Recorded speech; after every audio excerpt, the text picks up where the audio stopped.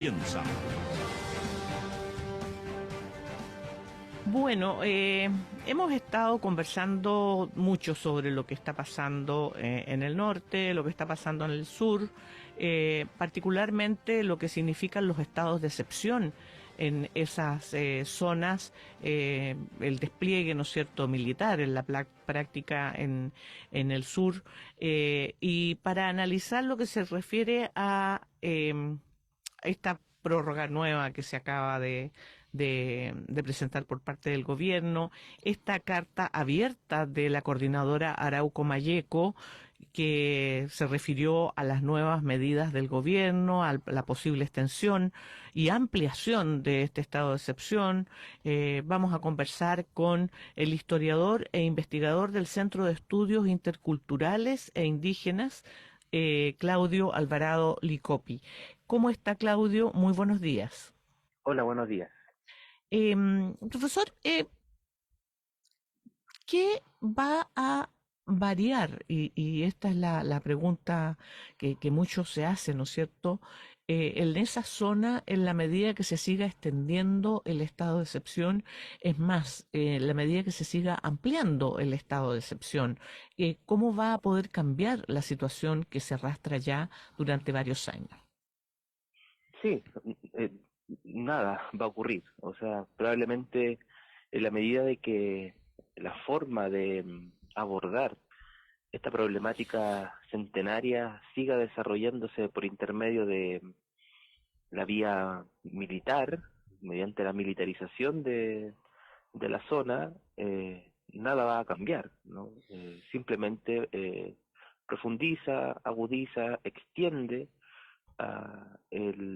esta conflictividad en su versión militarista, ¿no? Tanto por parte del Estado, ¿no es cierto?, como también por parte de las organizaciones que utilizan la violencia para su quehacer, ¿no? Creo yo que seguir profundizando ese camino no es lo correcto. eh, Se entiende en este desarrollo, este desenvolvimiento en el actual gobierno a propósito de probablemente del contexto plebiscitario, quizás probablemente también las fuerzas de derecha que impulsan y ubican al gobierno en este marco de acción, pero en últimas nada va a cambiar si es que se sigue utilizando la misma estrategia que se ha utilizado por los últimos 20 años para intentar resolver un conflicto que es de características políticas. Ujú. Profesor, buenos días. Ayer el presidente Gabriel Boric en entrevista ahí con algunos medios del sur del país, hacía una suerte de llamado, ¿no? A no normalizar los estados de excepción o a no hacerlos finalmente que sean la norma y se mantengan como excepcionales, pero en la práctica lo que se ve es todo lo contrario. Efectivamente no se avisora algún tipo de propuesta alternativa que permita no continuar con esta medida en esa zona del país. ¿Qué pasa en ese sentido, profesor? ¿Cómo evalúa usted esa situación? Mencionaba que a lo mejor el contexto electoral pueda tener un poco amarrado en cierta forma al Ejecutivo respecto de este tipo de temas, pero llama la atención eso que efectivamente han pasado ya varios meses desde que asumió el gobierno y todavía no hay una suerte de plan B en la materia. Sí, eso es un elemento bien lamentable realmente. Había mucha esperanza en que este gobierno pudiese avanzar en planteamientos políticos para acercar la posibilidad del diálogo, la posibilidad de establecer conversaciones de carácter político para enfrentar este de nuevo conflicto centenario. Entonces, sí, en primer lugar, una cierta decepción de estos primeros meses en esta materia, pero también esperando con cierta ansiedad también lo que acontezca posterior efectivamente al momento plebiscitario, y muy probablemente de ganar el apruebo o de ganar el rechazo, el escenario efectivamente es distinto, ¿no? De ganar el apruebo existen ciertos procedimientos que establece la nueva constitución para probablemente enfrentar uno de los mayores dilemas al interior de la Araucanía y las regiones adyacentes, que es el tema de la tierra, ¿no? Hay una comisión que probablemente debería formarse unos meses posterior a la aprobación de la nueva Constitución, y eso alentaría, creo yo, un diseño más, más político para abordar efectivamente el problema central, que tiene que ver de nuevo con la tierra, y allí probablemente muchos actores van a tener que empezar a pronunciarse, ¿no? Digo actores políticos, pero también actores empresariales, particularmente el mundo forestal, ¿no? Pero claro, de ganar el rechazo, el escenario vuelve, pienso yo, a foja cero, y hay que rediseñar las nuevas posibilidades para avanzar en esta misma comisión. Creo yo que allí hay un camino que se puede trazar, ya hay una idea. Claro, si gana la prueba va a ser materia constitucional, y por lo tanto hay que hacerlo sí o sí. Si gana el rechazo, hay que buscar acuerdos para construir esta comisión. Em, Claudio, en los últimos días hemos visto una carta del profesor José Bengoa, ¿no es cierto?, solicitándole a la Cámara una suerte de tregua durante estos días previos al plebiscito para no perjudicar ese proceso. La respuesta tajante de la CAM respecto a la validez, ¿no es cierto?, de esa propuesta.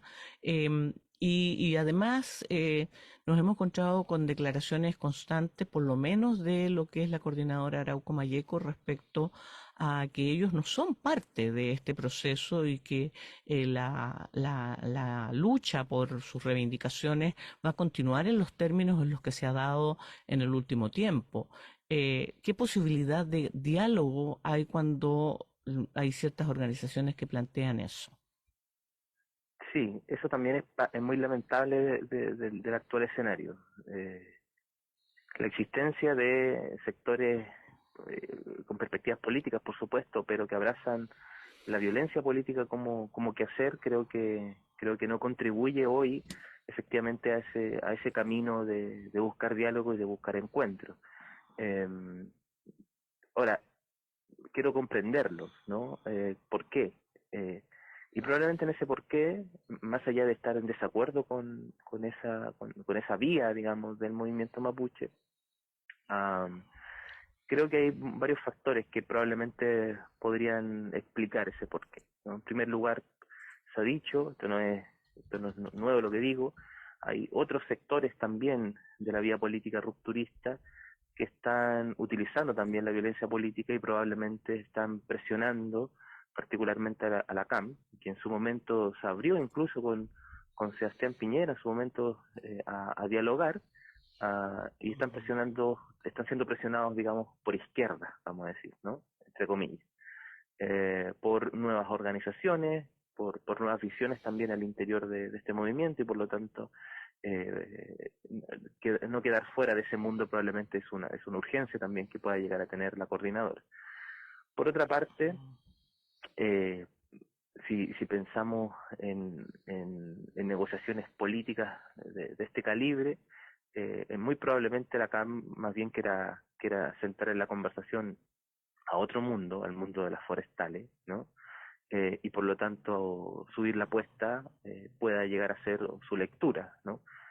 Simplemente estoy intentando comprenderlo, no sé por qué finalmente desarrollan y desenvuelven estos quehaceres cuando existen amplio margen para seguir avanzando en derechos indígenas.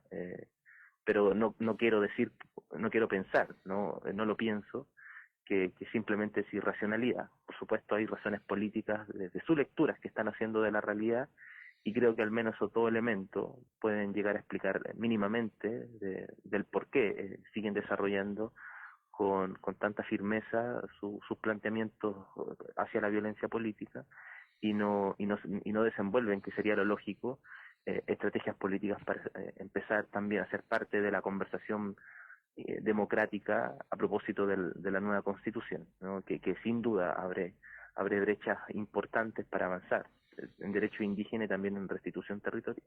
Ujú. Profesor, hace unos días conversábamos también con el profesor Salvador Millaleo a propósito de este tema y él comentaba que Héctor Yaitul, lo voy a leer textual para no descontextualizar, Héctor Yaitul está viendo el panorama con un escenario para el apruebo que es bastante difícil y en ese panorama Yaitul está tratando de aparecer como una figura que nunca estuvo con la nueva constitución y que puede ser un ganador, al decir que al fracasar el proceso, el Estado no tiene ninguna intención de abrir un nuevo marco de reconocimiento de derechos y que esto no era viable y que por lo tanto su propuesto o su visión es la más plausible para una resolución de problemas de injusticias históricas. ¿Comparte esa visión que expone el profesor Millaleo? En parte, probablemente no sería tan taxativo con pensar que Yaitul está intentando favorecer una de las opciones.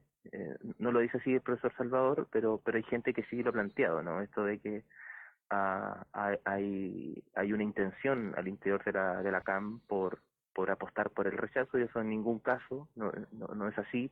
Más bien, creo yo que esa organización, lo han dicho, no le interesa el proceso constituyente en su conjunto. Ahora bien, lo que sí creo, y que ahí estoy con el profesor Salvador, eh, es lo siguiente: más allá de no estar interesados en el proceso constituyente en su conjunto, es un hecho de que de ganar el rechazo, ganar el apruebo, todas las fuerzas políticas existentes van a sufrir, para bien o para mal, las consecuencias efectivamente del triunfo de una de las opciones, ¿no?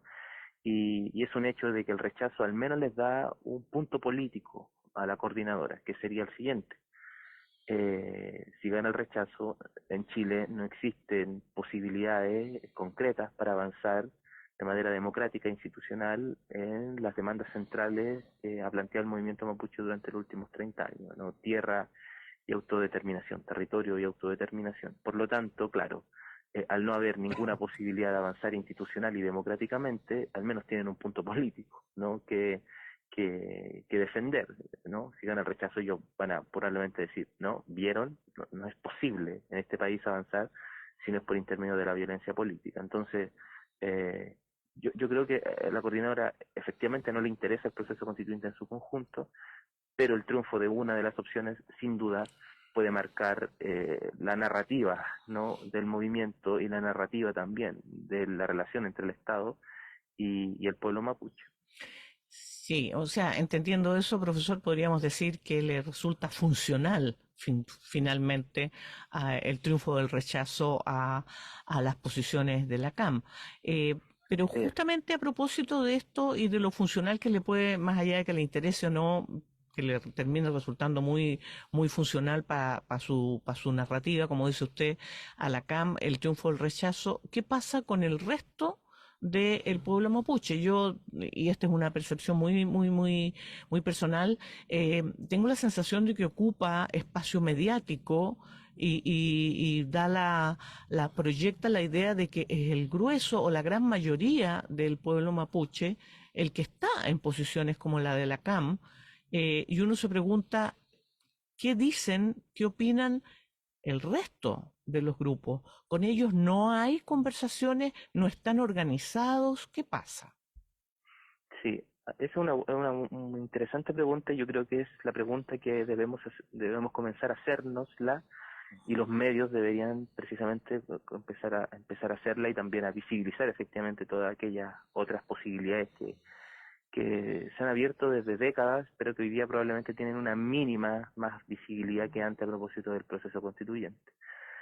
Yo creo que sí, hay un desafío gigantesco, primero, de ese mundo, que es construir instrumentos políticamente organizados. No lo existen de una magnitud importante que tenga capacidad de influir en el debate nacional permanentemente. Por supuesto los hay, ¿no? La identidad territorial lafkenche, por ejemplo, de algún modo el intento de construir el partido Gualmapuhuen, que es un partido político, y otras energías y otras fuerzas políticas que se desenvuelven tanto en la región de la Araucanía, también como en porcentaje importante de mapuches que viven en Santiago. Hay que recordar que el 30% del pueblo mapuche vive en la región metropolitana, y ahí también hay organizaciones culturales y políticas también. Estoy pensando en la plataforma política mapuche, por ejemplo. Es decir, hay espacios y hay otras organizaciones como la Vocería Plurinacional, en fin, hay organizaciones y espacios de carácter políticos que están intentando influir en el debate público, efectivamente no con la misma envergadura en la prensa que las organizaciones de la vía política rupturista, pero existe, ¿no? Y son esas energías las que precisamente llegan al interior de la Convención Constitucional, ¿no?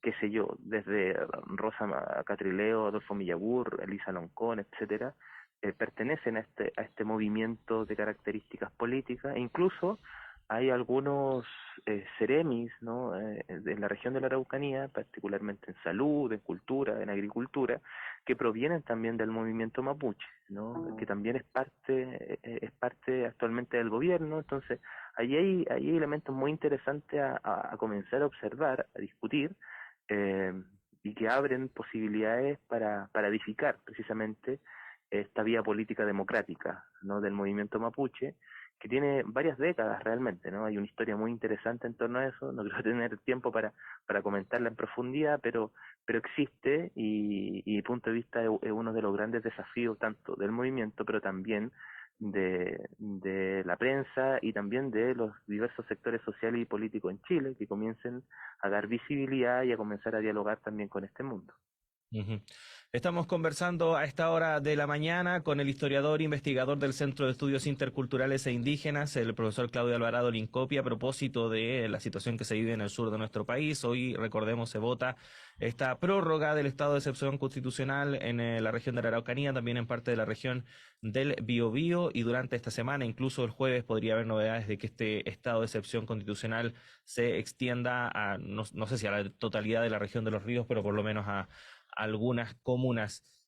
Profesor, le quería preguntar, porque este tema lo hemos hablado anteriormente con Patricio, en los paneles de conversación, etcétera, pero que se ha hecho nuevamente patente a propósito de las campañas de la franja televisiva, que es cómo el tema de los derechos de los pueblos indígenas se ha tomado a la agenda, sobre todo de quienes están a favor de la opción rechazo. Hemos podido ver cómo en varias de las piezas audiovisuales que han sido presentadas durante el espacio que tiene esa opción en el plebiscito, se ha tocado el tema de los derechos a los pueblos indígenas, que esto se ha llegado incluso a plantear por parte de algunos voceros, sobre todo el Partido de la Gente, que incluso los pueblos indígenas quedarían en una situación de privilegio respecto de los chilenos en diversas materias.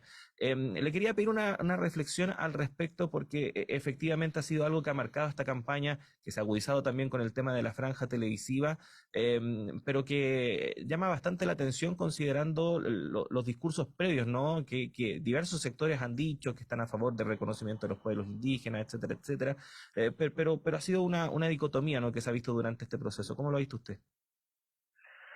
Sí, yo creo que eso es muy lamentable realmente. Hay quienes por conquistar un par de votos eh, están profundizando una herida histórica que hay que solucionar, ¿no? Chile no puede seguir conviviendo en el siglo XXI con un problema que inaugura el propio Estado en el siglo XIX. Sería una torpeza gigantesca. Y hoy día, sin duda, hay espacios para que esa herida del siglo XIX busque cauces para sanarse. Hay procedimientos que no están por fuera de ningún marco del constitucionalismo comparado, mucho menos de los derechos indígenas reconocidos internacionalmente. En Chile no se está inventando nada en particular nuevo, ninguna invención muy extravagante, dice la nueva constitución en materia de derechos indígenas. Incluso más, nos estamos poniendo únicamente al corriente de gran parte del debate internacional en estas materias. Muchas de las nociones que están en la nueva constitución son parte insisto, del derecho internacional, incluso categorías que han causado bastante temor, por ejemplo, como consulta, consentimiento, ya aparecen en el convenio 169 de la Organización Internacional del Trabajo, de la OIT, que está ratificado por Chile del año 2009, es decir, hoy ya, ¿no es cierto?, existe consulta y consentimiento hacia los pueblos indígenas, y recordar que estos convenios internacionales tienen estatura constitucional también, ¿no? Perdón, estas materias, estas leyes, estos convenios internacionales tienen estatura constitucional. Entonces, bueno, hay un temor más bien que se está agitando, un miedo que se está agitando, que es el miedo al otro, que es el miedo a permanentemente al, vamos, entre comillas, al indio, ¿no? Que es un elemento que recorre la historia de Chile desde 1541, ¿no es cierto? Inés de Suárez degollando mapuche como parte iniciática de la conformación de la cultura y la sociedad posteriormente chilena, nos sigue persiguiendo, ¿no? Es algo que parece que no tiene fin, y eso es una cosa bien lamentable, que sectores por intentar tomar un poco más de voto agiten esa herida tan profunda que proviene de ese 500 años, pero que se intensifica a los últimos 200 años a propósito de la mal llamada pacificación. Entonces, hay una lectura muy poco en perspectiva de esos sectores, y a mí me da mucha pena esa existencia, porque finalmente pareciese que este problema no va a tener salida si es que hay sectores que siguen insistiendo en sostenerse, ¿no es cierto?, en ese miedo al otro, en ese racismo, en esas ideas que son completamente falsas. ¿Qué privilegios pueda llegar a tener los pueblos indígenas cuando hoy en Chile las comunas más empobrecidas son precisamente donde habitan por un porcentaje indígena mayoritario, ¿no? Comunas como Ercilla, comunas como Puerto Saavedra, comunas del casi altiplano chileno, ¿no es cierto? Son comunas muy empobrecidas y en donde viven gran parte de población indígena, ¿no? Entonces, da pena, a mí realmente me genera incomodidad, porque representa representa el racismo y de alguna manera el miedo al otro más profundo de la historia de este país. Estamos conversando con el profesor, ¿no es cierto?, Claudio Alvarado, quien es integrante de, oye, se me perdió el nombre de la institución de la que eres profesor, Claudio. Centro de Estudios El Interculturales Centro Indígenas. de Estudios Interculturales Indígenas. Hemos estado conversando. Muchísimas gracias por haber conversado esta mañana. La verdad es que el tema da para seguir más largo, ¿ah? Yo alcanzaría, intentaría hacer una última pregunta, Juanita, por favor. Claudio, porque fíjate Sí. que me quedé en el tintero con esta propuesta del profesor Bengoa y la respuesta de la CAM. ¿Qué opinas tú Ujú. respecto a lo que planteó Pepe Bengoa y la respuesta que se le dio? Sí, o sea, en primer lugar, el texto del profesor Bengoa es un texto que me parece busca precisamente los caminos de encuentro, ¿no? Tan necesario hoy día. Legitima a la CAM como una organización política y luego les pide, ¿no es cierto?, este alto al fuego para intentar construir estos últimos días del plebiscito un encuentro y un diálogo que se centre precisamente en las materias centrales de la nueva constitución en materia indígena. Yo lamento mucho la respuesta de la coordinadora y lamento mucho tanto por la respuesta que da al profesor Ungoa, pero también la crítica que desenvuelven contra el profesor Fernando Pairicán, ¿no? También solidarizo con él, creo que ese momento de la carta le hace muy mal al debate político interno del movimiento mapuche. Creo que hay que subir la escala de la discusión. Yo creo que ambos vías, tanto la vía rupturista como la vía democrática, son vías políticas. Ambas tienen elementos políticos y ambas tienen dimensiones políticas. Ninguna de las dos son irracionales y no se entienden sus razones. Yo creo que se entienden sus razones, tienen razones políticas, pero hay que elevar la discusión y sobre todo porque no hay que cancelar sobre el debate político y democrático interno del movimiento, ¿no? Y yo creo que eso es un elemento que no se nos puede ir del tintero, ¿no? Es decir, atacar al profesor Fernando Pairicán por sus ideas y ubicarlo más bien en la clave de traición o comillas, yanacona, como se dice al interior del mundo mapuche. Creo que le hace muy mal a la discusión interna. Debe ser una discusión política, ¿no? Debe ser una discusión pública también, creo yo, importante que sea pública, pero de carácter político, sobre la base de ideas y sobre la base de caminos que hay que recorrer, ¿no? No sobre la base de traiciones o sobre la base de quién es el mejor y más verdadero representante del pueblo mapuche, porque tal cosa no existe, ¿no? Somos un pueblo, el pueblo mapuche es un pueblo diverso, un pueblo muy complejo, un pueblo lleno de tendencias y de trayectoria histórica, y por lo tanto cada una de ellas son tan legítimas como la otra, ¿no? Incluso yo creo que los sectores de derecha incluso son importantes también, ¿no es cierto?, en esta discusión. El sector de derecha al interior del pueblo mapuche, ¿no? Da cuenta precisamente de que somos un pueblo, no todo pueblo, toda nación es compleja, es heterogénea, ¿no? No somos una etnia homogénea, ¿no? Somos un pueblo, nación, muy complejo, lleno de tendencias. Y por lo tanto creo que en ese sentido la Carta hace un flaco favor precisamente a esa heterogeneidad y a esa discusión pública y política que debe comenzar a desenvolverse internamente y también en diálogo, por supuesto, con las distintas fuerzas sociales y políticas que están en Chile. Profesor Claudio Alvarado Lincopi, agradecerle que haya estado con nosotros. Que tenga un buen día. Muchas gracias por la invitación. Buenos días. Juanita, son las Buenos días. 8 de la mañana con 4 minutos. Hacemos una pausa en esta primera edición de Radio Análisis, pero el programa continúa, así que siga junto a nosotros.